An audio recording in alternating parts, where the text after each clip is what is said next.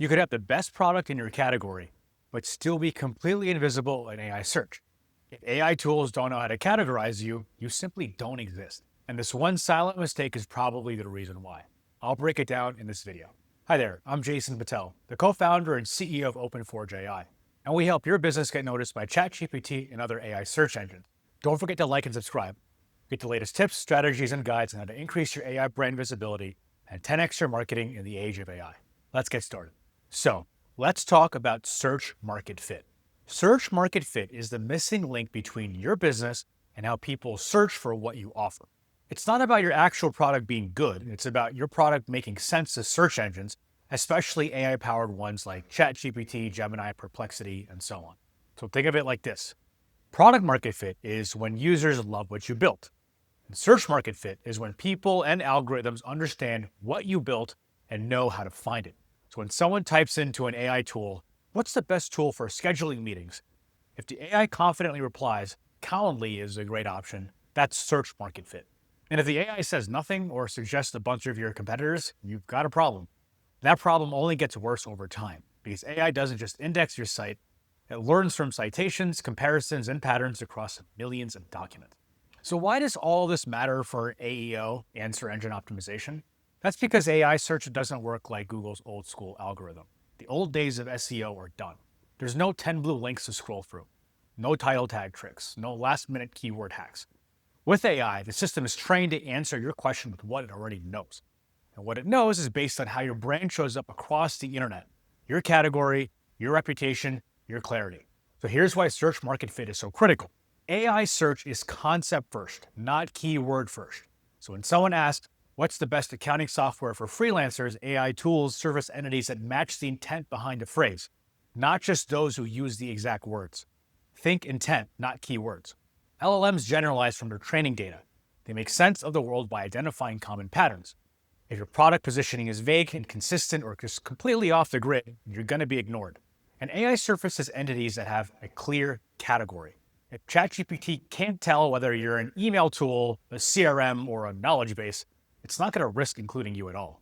Why would it do that? It wouldn't recommend a confusing product to its customers.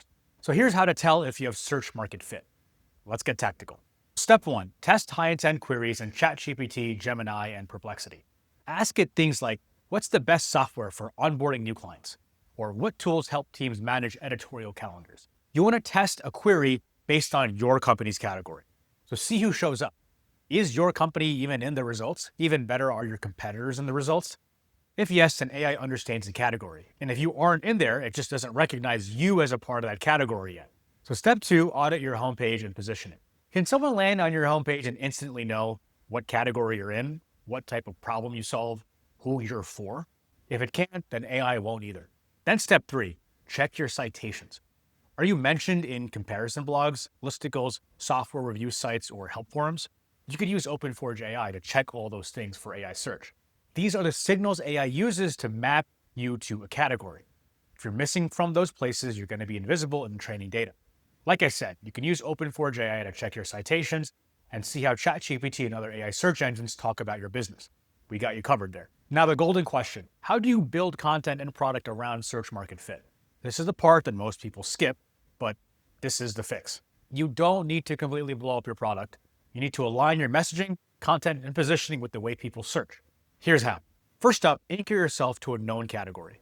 Don't make up a new term unless you absolutely have to. If you call yourself a workflow orchestration experience platform, you're asking AI to guess. So instead, maybe say, we're a project management tool built for client work. Boom. Clear category, easy match, did the work for AI. Step 2, map your product to common use cases. So think in terms of real user intent. How do I manage client handoffs? How do I track billing for remote teams? Then publish content that shows how your product solves that exact use case.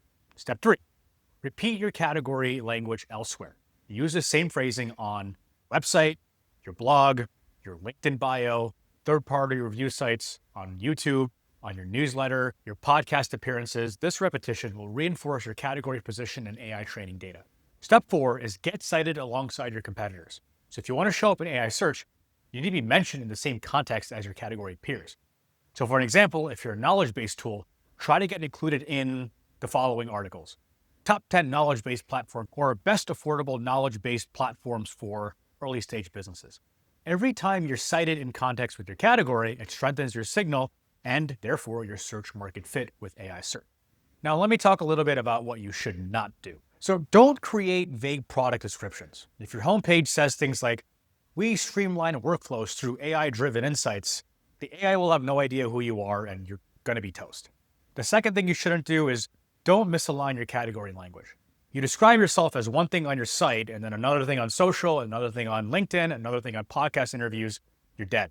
To AI, that's confusion, and confusion equals invisibility. The third thing you should not do, don't invent a new category from scratch, especially if no one's behind you. I know it's tempting, but unless you have massive brand awareness, AI tools won't learn your made-up label. So instead, tie your messaging to existing categories users and AI already understand, and then make your new category once you've earned the right to do so. So let's look at examples of great search market fit. These companies have nailed it. So Notion is an all-in-one productivity workspace. They're consistently described that way across their website, their content, and press. Stripe always brands itself as online payment infrastructure. It's universally understood as the go-to for developers handling payments. Calendly is the meeting scheduling tool. It's that simple. They're so dominant in the category that it became a verb. Just send me the Calendly or Calendly me. These companies didn't just build good products, they made it easy for people and AI to describe them. That's search market fit. And here's what happens once you get it right. You align your brand with a known category. You publish content that matches real search intent. Others will begin citing you in the right context, and then AI tools will start recognizing your brand in all the responses. That will increase brand searches and visibility, and it creates a flywheel.